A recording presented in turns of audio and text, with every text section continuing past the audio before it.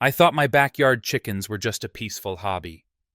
Until eggs started disappearing, fines piled up, and the most powerful woman on the HOA board declared war on me.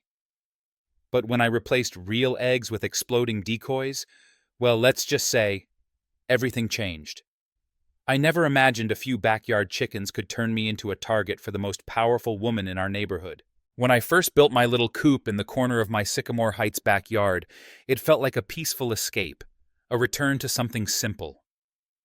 I named my hens Henrietta, Pepper, Goldie, and Ruby. Every morning, they greeted me with cheerful clucks and warm, freshly laid eggs. It was quiet, fulfilling, and harmless. Or so I thought. But then the eggs started disappearing. At first, I chalked it up to stress, or maybe a lull in their laying cycle. After all, hens can be finicky. But when 3 perfectly healthy, well-fed hens went from producing a dozen eggs a week to barely 2 or 3, my gut told me something was off. I started tracking everything, feed, behavior, even nesting patterns. But the numbers didn't lie. Eggs were vanishing, not broken, not eaten, just gone. That's when my neighbor Jeff made a passing comment that stopped me cold. "You know Margaret's been walking past your yard every morning, right? Around 6, maybe earlier?" I blinked. Margaret Wilkins. The name alone made me clench my jaw. Ever since she joined the HOA board, she'd been on a crusade to improve community standards, which really meant imposing rigid rules and arbitrary fines on anyone who didn't meet her ideal of suburban perfection. Her own home, a sterile monument to beige symmetry, had won Yard of the Month for 3 months running. Of course, she was the one who printed the award signs. I didn't want to believe it. Surely no one would sneak into someone else's yard just to steal eggs, right? But curiosity and suspicion got the better of me. I decided to wake up earlier. The next morning, I skipped my usual routine and hid behind the garden shed, phone camera in hand, heart pounding harder with every passing second. Then, at exactly 6:15 a.m., I saw her. Margaret, in her immaculate athleisure and spotless white sneakers, crept through the side gate like a thief in the night. She glanced around, opened my coop with practiced ease, and gently placed several eggs into a small cloth bag. I stepped out from the shadows. "Everything all right, Margaret?" She nearly dropped the bag, her face twisted, caught between guilt and defiance before she composed herself. "I was inspecting. Your chickens violate community standards." "By laying eggs?" "By existing," she snapped. "There's a new amendment. No livestock. That includes chickens. I'm just collecting evidence." It didn't matter that I'd checked the HOA guidelines before building the coop. It didn't matter that my hens were quiet, my property was spotless, or that there was no mention of this new rule anywhere. Margaret didn't need real justification. She had power. And now, she had my eggs. When she handed me an official-looking violation notice and warned me of daily fines if I didn't dismantle the coop, something inside me cracked, not out of fear, but resolve. She wasn't just enforcing rules. She was enjoying this, taking what wasn't hers, abusing her title. And now, she had declared war on my peaceful little corner of the world. I stared at that piece of paper for a long time after she left. My hands trembled, not with anger, but with disbelief. Could she really get away with this?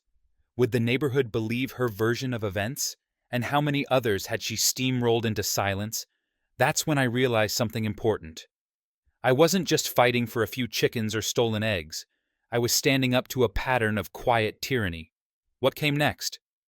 Well, let's just say Margaret had no idea who she was messing with. Sleep was elusive the night after Margaret handed me that violation notice with her smug little smile. My chickens, Henrietta, Pepper, Goldie, and Ruby, clucked softly in their coop like they knew something had changed. And they were right. Margaret hadn't just stolen eggs. She had declared herself judge, jury, and thief, all in the name of community standards. My hands trembled as I flipped through the HOA documents by flashlight at the kitchen table. Buried between vague landscaping rules and garbage bin placement was a recently added clause. No livestock, newly passed without proper notice, sneakily worded to cover everything from goats to hens. But the anger brewing in my chest wasn't just about legalities, it was about the sheer audacity. Margaret had entered my property. She'd stolen from me, and now she was using that very theft as her weapon against me. The injustice of it all boiled over. I was tired of playing fair while she danced around the rules with impunity. That's when I found it. A post buried deep in an online forum for creative HOA resistance. A man from Georgia had once dealt with fruit thieves by placing fake peaches on his tree, filled with indelible dye. The culprit, he said, was easy to spot after the next sunny afternoon. I leaned back in my chair, the wheels turning. It wasn't just petty revenge I wanted, it was accountability. The next morning, I skipped breakfast and drove to every craft store in a 30-mile radius, collecting supplies like a woman on a mission. Ceramic eggs, realistic enough to fool a hungry thief, tiny tubes of washable blue dye, silicone sealant, a fine-tipped drill. Back at home, I worked with surgical precision. Each egg was drilled, filled, sealed, and polished until they looked indistinguishable from the real ones. They were my Trojan eggs, hiding the truth in plain sight. By nightfall, I'd placed them in the nesting boxes, hiding the real eggs in a basket behind the coop. I sat in the shadows of my kitchen, watching the sky darken. Part of me felt childish. This was the kind of trick you'd pull in high school.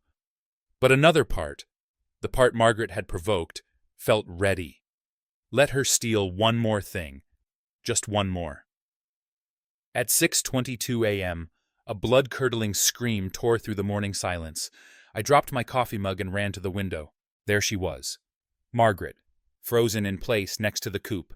Her pristine white yoga set splattered in neon blue dye. Her hands, once so neatly manicured, now looked like she'd lost a fight with a blueberry pie. One of my ceramic eggs lay shattered at her feet. I stepped outside, phone in hand, already recording. "Is everything okay, Margaret?" She spun on her heel, eyes wild with fury. "You did this on purpose! Look at me! Look at my clothes! This is assault!" I blinked, feigning confusion. "Assault? You mean my decorative ceramic eggs? I didn't realize you were planning to handle them so early in the morning, on my property." Her voice cracked. "You booby-trapped your coop. They're just craft projects. I use them to encourage laying. Perfectly legal." I kept the camera steady. "But the question remains. Why are you trespassing and stealing from me again?" Margaret's mouth opened and closed, her blue-stained fingers twitching. "Delete that video right now." "I can't do that. But I'm open to a deal. Stay away from my coop, and maybe we let this go quietly." Her eyes narrowed to slits. "You have no idea who you're dealing with." She turned on her heel, leaving a trail of blue footprints down my garden path. The war had officially begun, and I had just landed the first blow.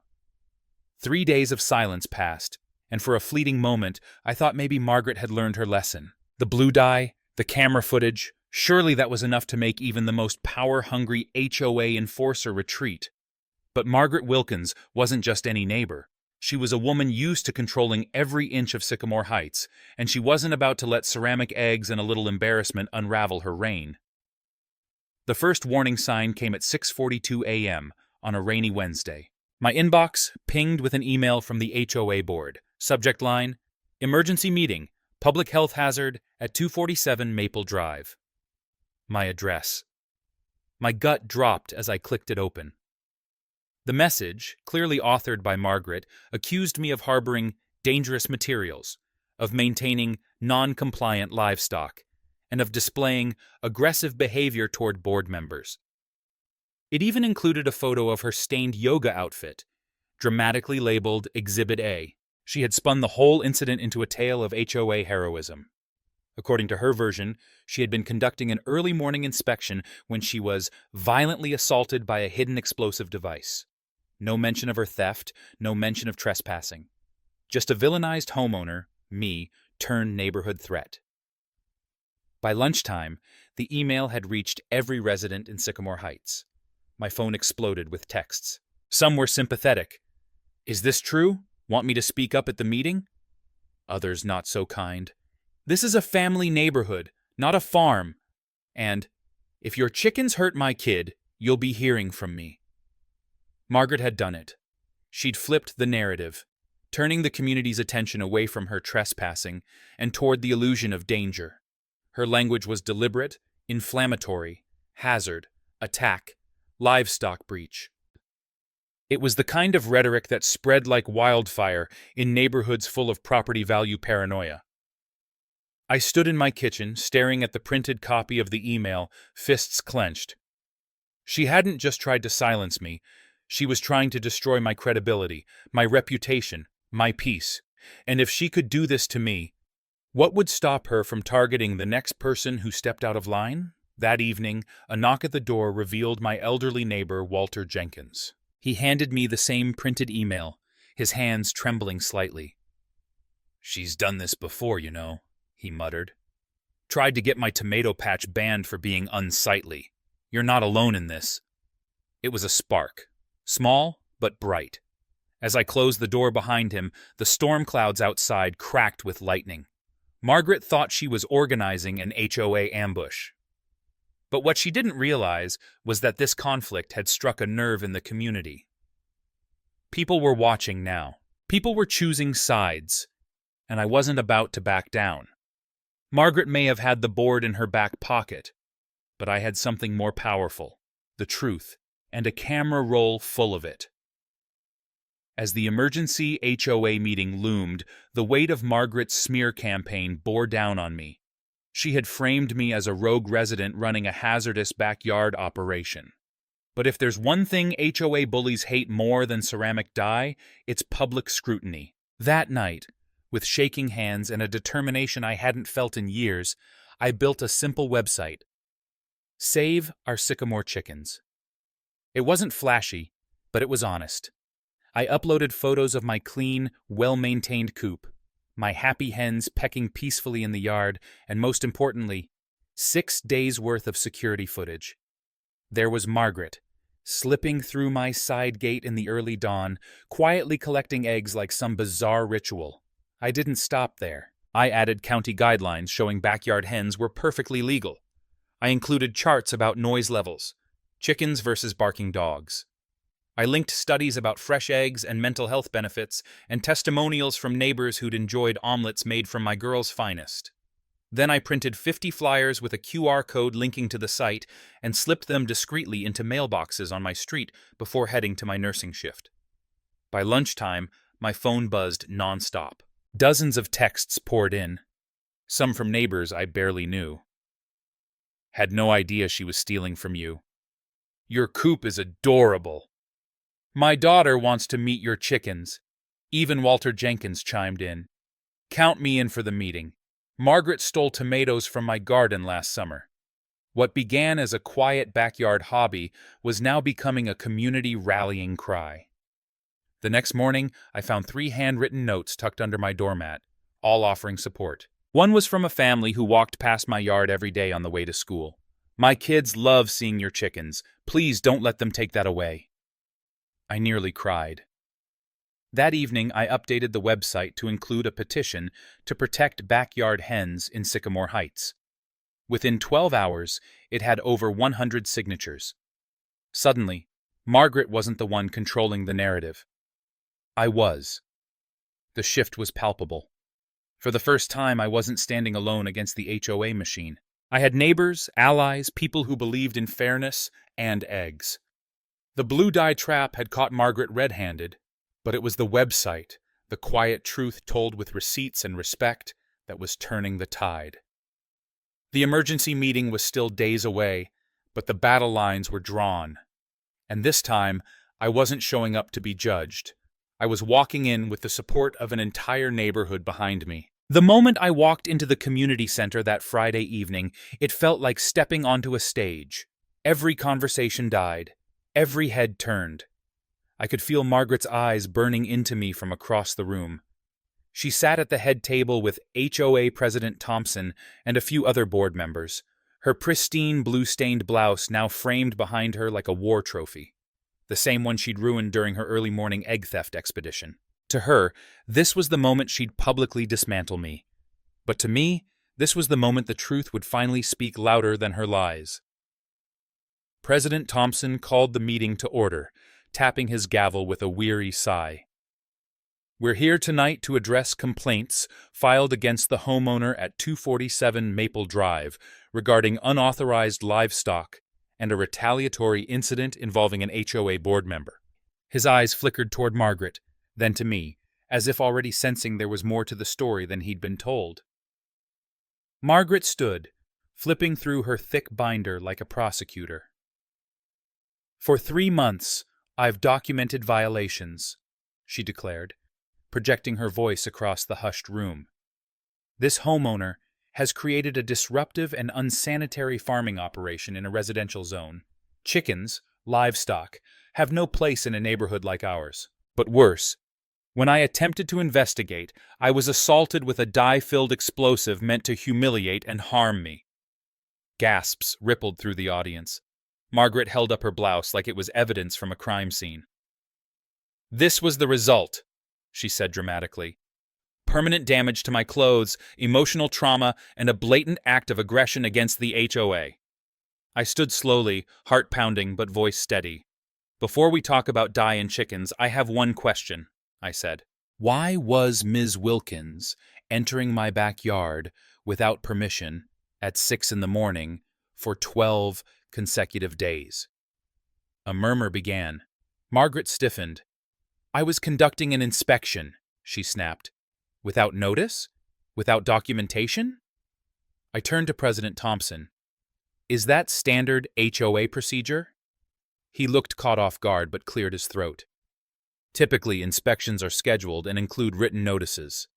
Exactly. I clicked my laptop and the projector lit up. One by one, I played the video clips. Each showed Margaret trespassing, slipping through my gate, reaching into my coop, and quietly taking eggs. The footage was clear, time-stamped, undeniable. By the time the lights came back on, the room was no longer silent. It was buzzing with disbelief. She's been stealing, someone whispered loudly. And threatening me with fines if I spoke up, I added. Those eggs were not only personal property, they were my therapy. I'm a nurse. I come home from 12-hour shifts and spend time with my hens to decompress. This wasn't about livestock, this was about control.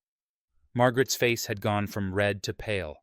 This is a setup, she hissed. You manipulated the situation. Perhaps, President Thompson said slowly, we should also review the amendment used to ban chickens. That was my cue. I handed out the printed HOA bylaws. The amendment that supposedly bans chickens was passed without proper written notification to residents. As per Section 7, this renders it invalid. I gestured to several neighbors seated behind me. 10 homeowners here can confirm they never received notice. Thompson scanned the documents, his frown deepening. This is concerning. Before Margaret could interject, a new voice rang out. She's been stealing my tomatoes, too. It was Walter Jenkins, our elderly neighbor, standing with surprising fire, and telling me they violated height regulations. One by one, residents rose with similar stories. Flowers taken, mail opened, packages borrowed and never returned. Margaret had used her position not to serve but to dominate. Her support crumbled before our eyes. Finally, Mrs. Rivera, a usually quiet board member, raised her hand. I move that we dismiss the complaint against 247 Maple Drive and place a hold on the livestock amendment pending a proper review. President Thompson glanced at Margaret, whose expression was a mix of shock and disbelief. All in favor? Hands shot up, 5-1. Only Margaret dissented. The gavel fell again, this time not with hesitation, but finality. I exhaled deeply, the weight of weeks lifting off my shoulders. As the room broke into chatter, people approached to shake my hand, ask about eggs, and thank me for standing up. Margaret stormed out without another word, her phone already pressed to her ear, no doubt planning her next move. But I knew, from the look on President Thompson's face and the murmur of a community awakening behind me, this battle had shifted. This wasn't just about chickens anymore. It was about power, fairness, and the beginning of something far bigger than either of us had imagined. Just when I thought the storm had passed, another wave was gathering strength behind the scenes. Margaret had resigned, the board was scrambling, and the neighborhood was finally breathing freely again, or so it seemed. But peace has a funny way of disguising the truth. 3 days after the public meeting, as rain tapped softly against my kitchen window, President Thompson knocked on my door. He wasn't in his usual crisp blazer, but soaked to the bone, face lined with something deeper than exhaustion. Worry. "May I come in?" he asked, holding a folder tight to his chest. He didn't waste time. "We've been going through the HOA's financial records and something doesn't add up." He opened the folder to reveal a series of banking statements, expense reports, and maintenance invoices. Over $14,000 is missing. The reserve fund has been drained in small amounts over 2 years. It was subtle, spread across categories: landscape reimbursements, security upgrades, administrative fees. "Margaret?" I asked, eyebrows raised. Thompson shook his head slowly. "We thought so, but the paper trail doesn't point to her, at least not directly." He slid a final page toward me. It was a list of approvals, all signed by Robert Green, the HOA treasurer. A man who had always sat silently beside Margaret at meetings, nodding, voting her way, never making a fuss. "But Margaret pushed all these projects," I said. "The fines, the landscaping changes, the garden upgrades." "She did," Thompson admitted, "but Robert signed the checks. He controlled the fund. And here's the kicker. When we asked him for access to the original invoices, he said they'd been lost in a flood last year. Except, we store everything digitally." The pieces clicked like tumblers in a lock. Margaret may have been the face of the HOA's tyranny, but someone else had been pulling financial strings in the background. And she'd either been too blind or too complicit to stop him. I sat back in my chair, the implications unraveling fast. "Why are you telling me this?" I asked. "Because you exposed all of this," Thompson said quietly. "You stirred the pot. And because we need help, the new interim board wants you to take Margaret's seat officially. We need someone unafraid to ask uncomfortable questions." I barely had time to process before another call came. Amy, my sister. "You're not going to believe this," she said breathlessly. The local courthouse posted a record of a small claim suit filed by a vendor. Apparently, Robert never paid them for a job marked as complete in HOA files. He faked it. We're digging further. Margaret hadn't been the mastermind after all, just the enforcer. And now, ironically, she was the one being crushed under the very system she helped uphold. But was she truly innocent? Or just not the main villain? Later that evening, I spotted Margaret standing at the edge of her driveway. No makeup, no power blazer, just a woman hollowed out by reputation collapse. She didn't look angry anymore, just tired. As I passed by, our eyes met for the first time since the meeting. "I didn't steal from them," she said softly, barely audible over the wind. "I believe you," I replied, "but you let someone else do it." Her jaw clenched, and for a second I thought she might lash out, but then her shoulders sagged and she nodded. "I'll help you prove it. If you help me walk away with at least some dignity left." It wasn't a truce. It was a reckoning. Margaret wasn't the monster I thought she was. She was something more dangerous, someone who stopped asking questions a long time ago, but maybe, just maybe, she was ready to start again. And that meant the real hunt was only just beginning. By the time dawn broke the next day, the atmosphere in Sycamore Heights had reached a fever pitch. I had spent the previous nights meticulously gathering evidence and preparing my case, but nothing could have prepared me for what happened at 5:30 a.m. When I stepped outside, the first thing I saw was chaos. My beloved chicken coop, which had once been a symbol of my peaceful retreat, was being torn apart, brick, by none other than Margaret herself. Her face, usually composed in her pristine designer gear, was now contorted in anger. With a ferocity that shocked the entire neighborhood, she swung a heavy metal tool as if it were an extension of her wrath. I couldn't believe my eyes. Margaret, the self-appointed enforcer of community regulations, was now attacking the very heart of my little sanctuary. The once joyful clucks of Henrietta, Pepper, Goldie and Ruby had given way to terrified squawks and frantic flapping as the chickens scattered in all directions. The air was thick with the sound of crashing wood, splintering metal, and my own rising heartbeat. Every swing of Margaret's tool was punctuated by a cry that echoed off the surrounding houses, a cry of fury fueled by years of abuse of power and petty tyranny. I shouted from across the yard, "Margaret, stop this now! This is my property, my home!" But she only paused for a second, her eyes burning with determination, before launching another attack on the coop's fragile structure. The vivid blue dye from the previous incident still marked her hands, a brutal reminder of the ongoing war between us. It felt as if every ounce of her rage was being funneled into this final act of defiance, a desperate attempt to erase my small corner of independence. Neighbors began to emerge, drawn by the commotion. I could see a mix of shock and anger on their faces as they watched this showdown unfold. Some hesitated at this fence, while others shouted support for my right to own a humble coop free from oppressive regulation. But Margaret's fury knew no bounds. With each swing, she seemed to channel not only her own bitterness, but also the accumulated grievances of the entire HOA board, a board that had long dictated every detail of our lives under the guise of community standards. Tension mounted as I reached for my phone to document the unfolding scene. I recorded her destructive actions, determined that no one would later say I exaggerated the brutality of her methods. This isn't just about chickens or eggs anymore, I thought bitterly. It's about respect, ownership, and the right to live without constant surveillance and petty fines. As the coop's structure crumbled under the relentless assault, my anger surged. I realized that Margaret's actions were not merely an attempt to enforce some arbitrary rule. They were a declaration of war against everyone who dared to value independence over conformity. The final moments of the attack were chaotic. Splintered wood, clucking hens scampering across the wet grass, and a bitter, cold resolve taking root in my heart. At that moment, I knew that nothing would ever be the same. The destruction of my coop signified the peak of a long-standing battle, and set the stage for a bold, unyielding response, a turning point in our struggle for justice and the right to our own space. It's amazing how quickly a community can shift when people open their eyes and their hearts.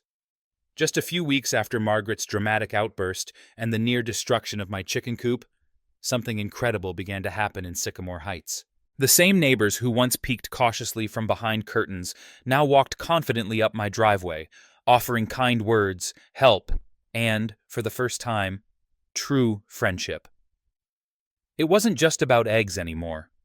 Something deeper had been stirred in us all, a collective realization that we had let power go unchecked for too long, and now we had the chance to reclaim our voice.